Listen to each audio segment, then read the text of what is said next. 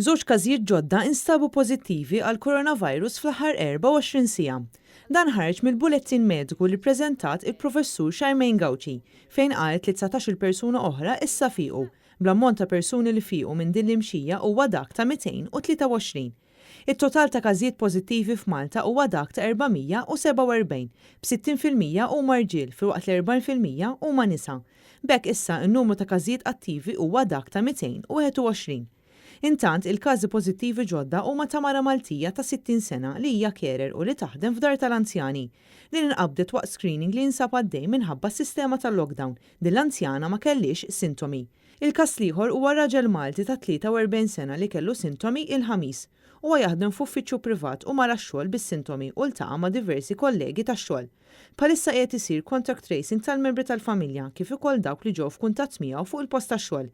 Il-Superintendent tas-Saħħa Pubblika mill-ġdid fakret li kull min iħoss xi sintomi għandu jibqa' d-dar, filwaqt li meta persuna tmur tagħmel it-test għandha tibqa' ġewwa darha sakemm joħroġ ir-riżultat. Għalkemm in-numru ta' każijiet pożittivi f'dawn l-aħħar jiem kien wieħed baxx, il-Professur Gawċi appellat biex tinżamm il-kawtela u kulħadd jibqa' jsegwi l-miżuri li nħarġu mill-awtoritajiet tas-saħħa.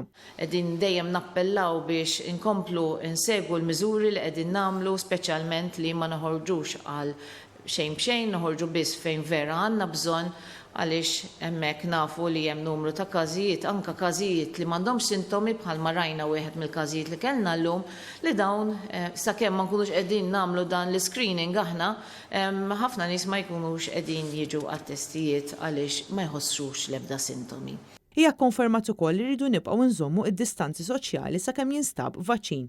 Fuq domanda ta' dan l-istazzjon dwar il-possibilità li t-temp sħun ta' pajjiżna jaf jinsa biex jiddajjef dan il-virus, Għawċi saħqet li bħalissa għadha qed tiġi studjata din l-evidenza. L-evidenza li għandna s'issa għadha qiegħda tiġi ttestjata x'inhu l-effett ta' sħana u anke l-umdità fuq dan il-virus.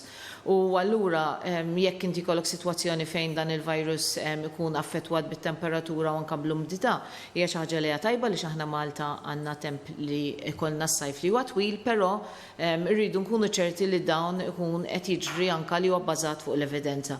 Sa issa minn mindu feċ l-ewwel każ ta' Covid-19 f'pajjiżha, l-awtoritajiet għamlu aktar minn 26,000 test.